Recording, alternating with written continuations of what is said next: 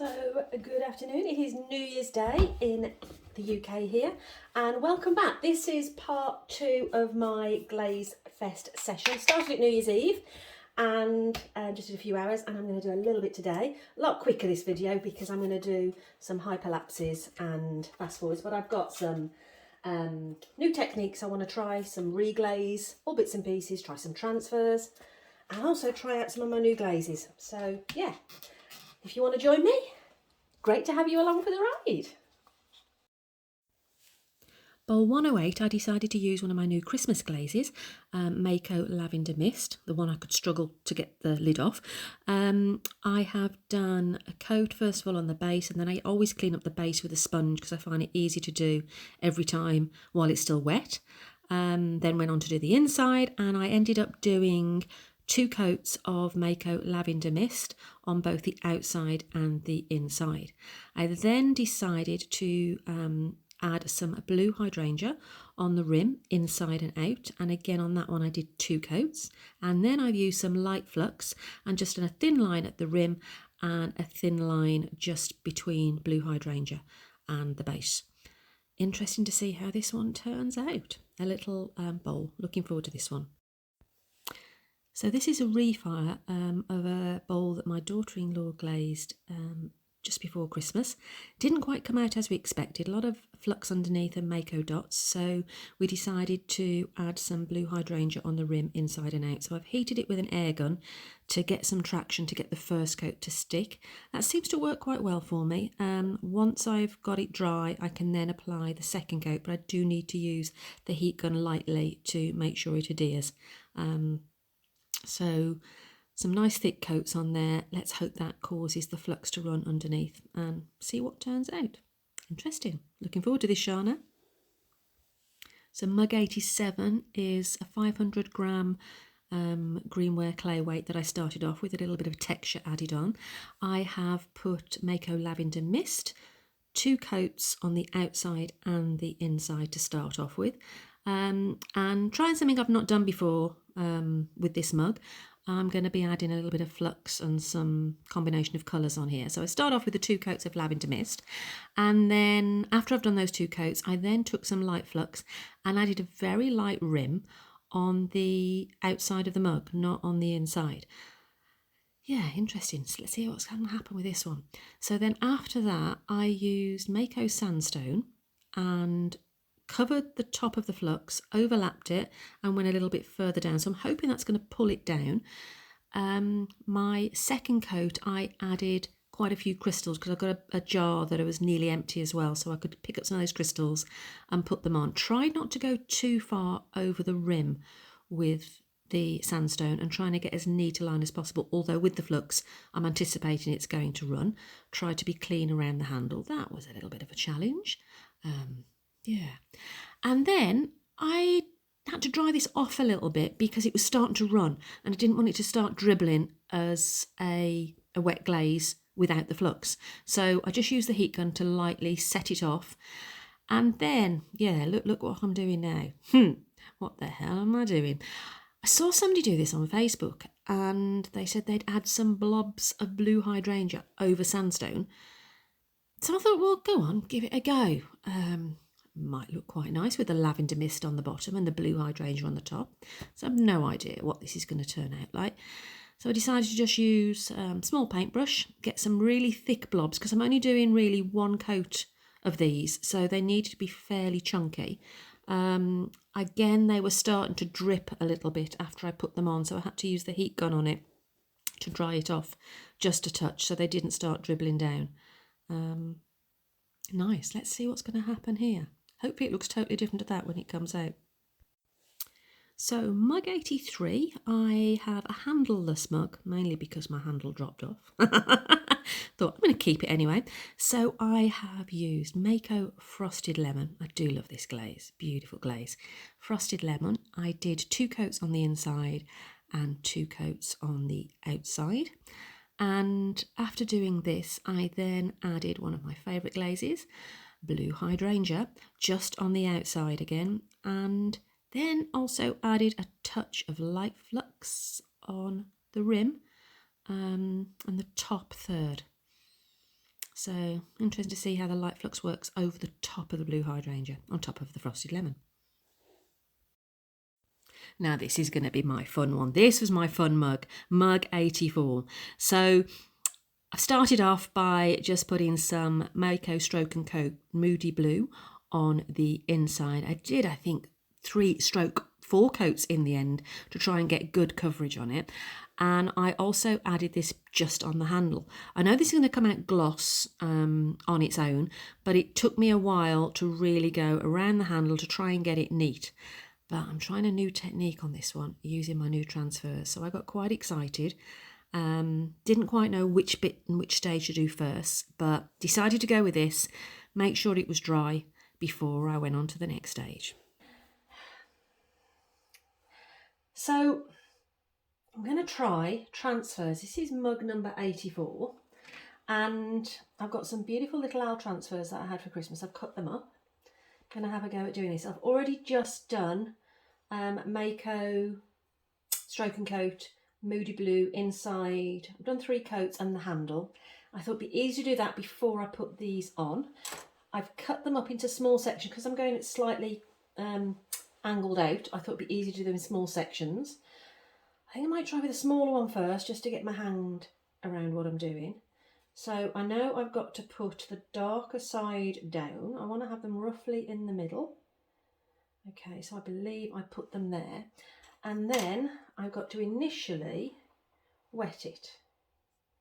And it said on every Google I've done that you don't over wet it, but you pat, not rub. So then I've got my Mud Tools sponge, not too wet, and then I'm going to dab and roll. Dab and roll. I wonder how much you do this. No idea. I can see a couple of wrinkles in the paper, but it does move quite a bit. I wonder how much you need to do. So I'm going to use so I'm doing this on Bisquare purely because I haven't thrown. Ooh! Oh, look at that! Oh! Wow! Oh, look! Well, I am, whoa! Super impressed! Look at that! Oh my goodness, oh my goodness, oh my goodness. That was fun and easy. Okay, maybe if I, now what do I do? Is that wet? I don't know. I better not put on top of that.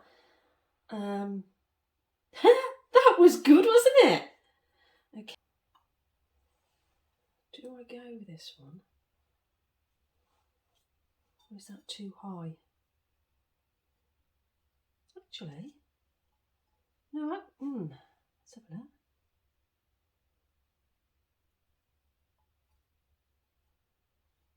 No, I think that actually would be quite good. Because that big one goes down there. I'm going to go like that. Yes. I'm going to go. I'm just going to do it. So again, wet. I have done it the right way around, haven't I? Well, I'll soon find out. I'm sure I did. Dab. Maybe I should have had a smaller brush.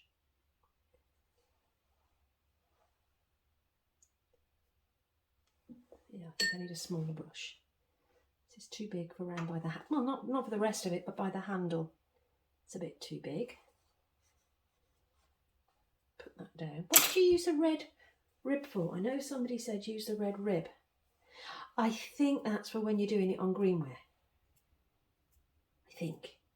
Yeah, I haven't seen, mind you, I haven't seen anybody put on a video it on bisque.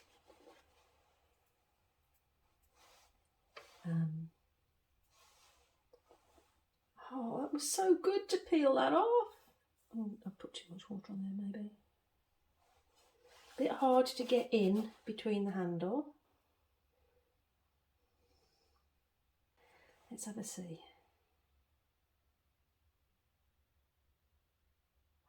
Oh, wow. Look how beautiful that's coming off. Oh, hang on, there's one little bit there that hasn't. So just, oh, it's a tiny little bit. Let's see if I've smudged it. Yeah, I have smudged it a bit, so don't press it, Jeanette, go with it. Come on, commit. Oh, God. I love that. How cute, cute, cute is that? You can see there where that one just smudged slightly, which I wonder, oh, actually water on that white clay, I can just move the smudge away. Oh, I love it. So I'm guessing not to put anything on top of that now. Go here, that should work. Once I put the water on, it should, that's it. So I've got to be careful not to touch the one I've done. Okay. This is very much going to be a case of the more you do, the more you see where it goes wrong and little tips and tricks. I'm super pleased by my first attempt. Still got to do the glazing around it. Am I going to be too soon pulling this off now? I haven't held this one as long. Oh, that peel! Oh, look!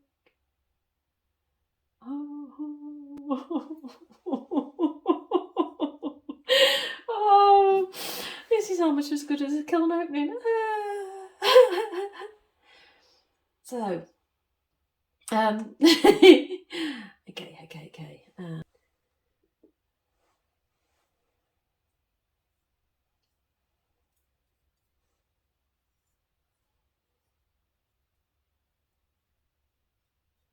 So when I'm putting pieces next to another transfer, I'm tempted to put the brush over the transfer that I've just done. So I'm guessing it would be easier if you've got one continuous transfer and you don't try to do one next to another immediately, maybe.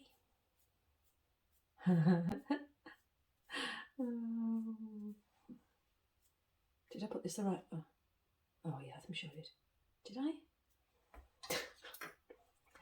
So focused on putting them on, I forgot to see which way round it was.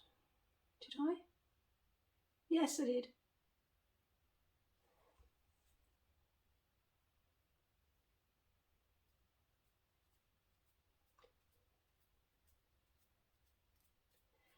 What I'd read was that it's a lot clearer and successful on greenware, not bisqueware.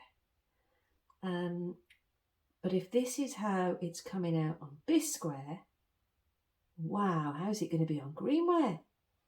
I know it's got a lot to do with how smooth your surface is, and my stoneware has got no grog in it, and this is a very smooth section I'm putting it on, which is why I thought it would suit quite well. But I'm super pleased how this has turned out. So I think I need to do two there. Let me stand that to one side. And I need to, so I can see what I'm doing. I'm going to go for these two, I think.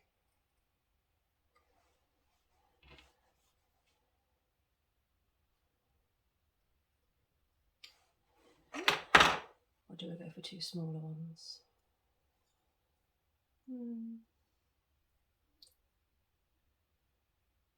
No, I think they look nice.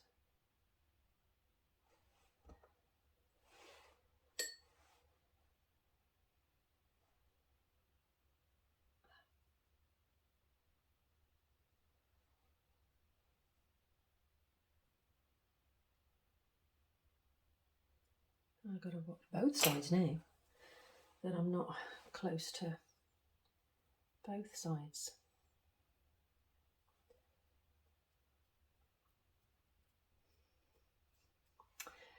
I also read that you need to put zinc-free clear glaze over the transfers. I actually don't have zinc-free, I just have stoneware clear, not zinc-free stoneware clear. So because this is the first piece I'm trying, I'm going to try it with that and see, but I read that it can distort the texture over the transfers.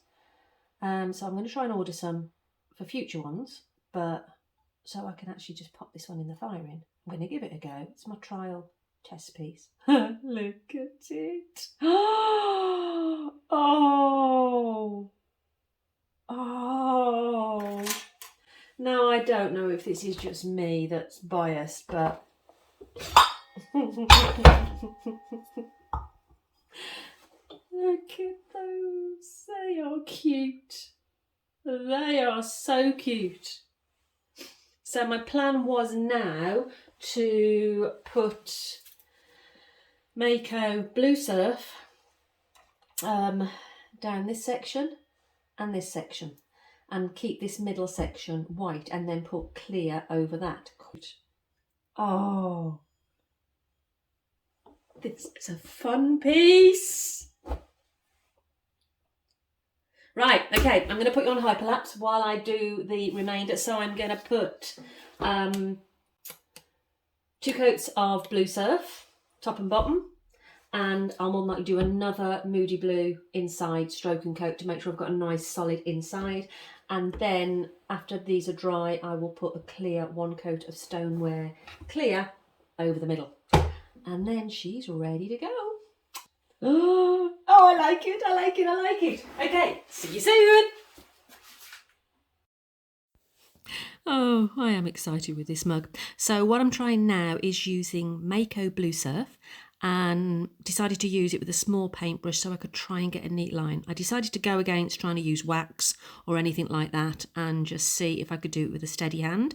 So I have used the paintbrush to create as neat a line as possible. There's no flux anywhere on this mug at all, so I'm hoping it's not going to really move. So I decided to do the bottom first to try and restrict it from any drippage, clean up the bottom rim with a sponge before I turned it over. And then once I turned it over, decided to apply the Blue Surf to the top when it was the other way around. I think this is so adorable with these little owls.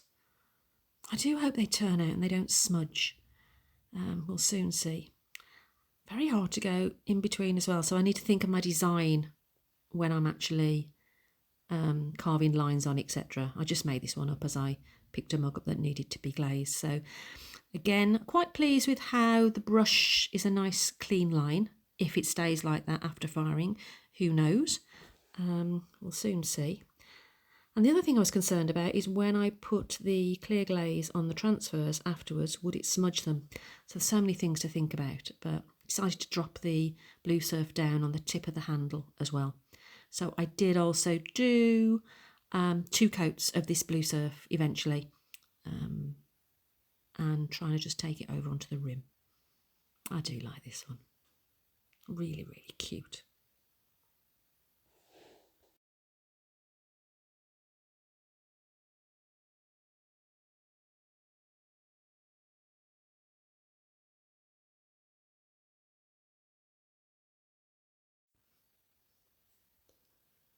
Little attention to detail hopefully is going to make the difference. I then looked at the inside and I wasn't too sure if I've got a strong enough depth of coverage with the stroke and coat, so I just decided to add a 4th layer on the inside to make sure that it was a nice solid coverage. Left the handle as it was. So now adding some Mako clear gloss over the top of the transfers. I've tried to literally just pat on the glaze. I don't know if I've put too much on and is it going to go milky. Trying to cover up all of the raw clay so at least it's all a gloss finish. Really don't know what I'm doing with this. First time I've used the clear gloss, so we'll see. It's also not zinc free, so that might affect the transfers. Oh, I've covered up my little owls.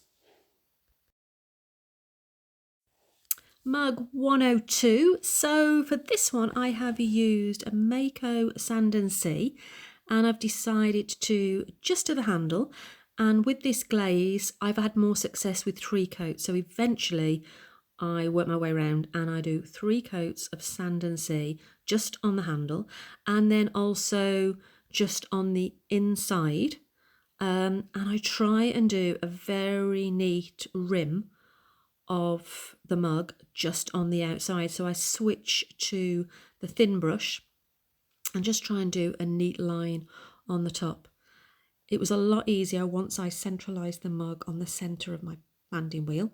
I'm just trying to get a nice, so the colour comes from the inside up and over on the tip of the rim. So did 3 coats of that. Once I'd done that, I then went with Storm Grey, which is another one of my new Christmas glazes, and decided to do the body of the mug underneath that rim with Storm Grey. Again, with the Storm Grey, I haven't used it on textiles yet, so I decided to just go straight away and go for 3 coats to make sure I'd got the coverage. I also then, after seeing on Facebook somebody else that used a combo with Storm Grey, decided to layer it with something else over the top as well. So yeah, I then decided to layer it with sea salt. So on the body of the mug on the outside, I've got 3 coats of Storm Grey, and then I've also layered that with 2 coats of sea salt. On the inside, I've got Sand and Sea 3 coats on the rim and over the handle. I could have loads of drippage and it all fall off, so I've put coasters underneath it, or it could be gorgeous. Let's see. It's going to be an interesting one.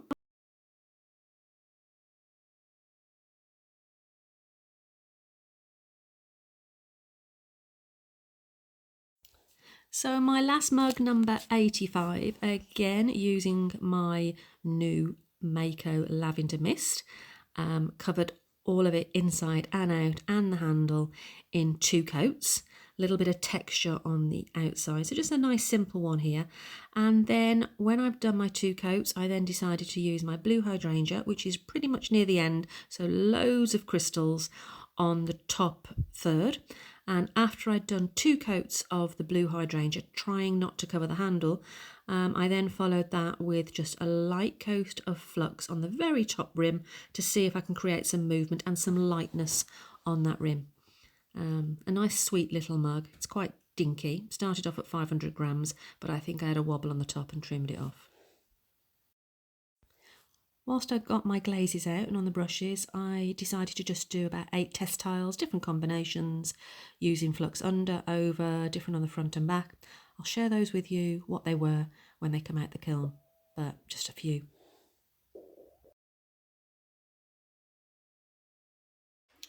So I'm all done now with my glaze session. A few hours New Year's Eve, and then a few hours, well, quite a few, half a day today on New Year's Day.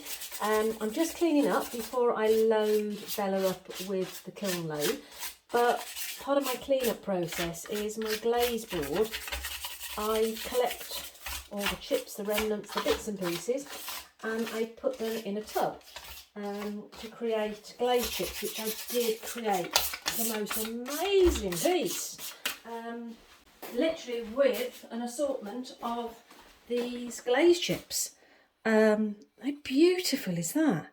A little lump on it, so I've got to learn from it, etc. But I love that little trinket dish. So this is literally all I've done.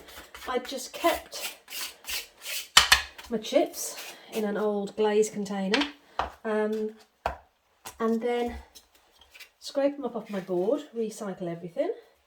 Even the dust comes out. Some people call it confetti, I believe. Glaze confetti, glaze chips, mystery chips. And then the other thing that I do, so that is where I store it all, but the other thing that I also do is all of my pots that I have been washing my water in. I do roughly try and have dark, medium and light, and I will siphon off the water. I have tried to let it settle for a couple of 3 days, and It doesn't seem to make an awful lot of difference with what residue I'm left. So now, after my glaze session, I will just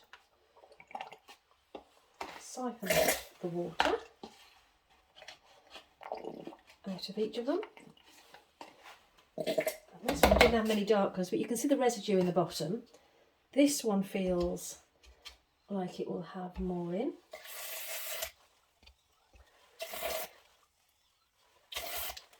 Let's have a look and see. This one's got more. More residue in that one.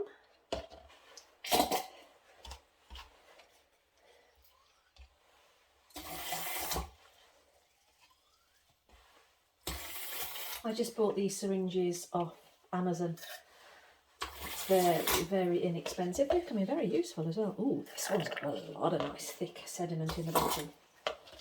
So what I'll do now is, these are just old yoghurt pot containers, which I find work well because they're quite flexible. So that one's got a nice bit of sediment. I'll just leave these on a shelf for a few days, depends on the temperature in my kiln, in my room, and then I'll just press the plastic, it'll all break up, and I will put it into my pot and create more glaze ships. So they're going to go out the way. I'll get rid of this water, and then you can see over here, this is now the work that we've finished over the 2 days, ready to go in the kiln. I've been and taken all my photographs. So I've used my flashcard to take photographs of everything in this stage.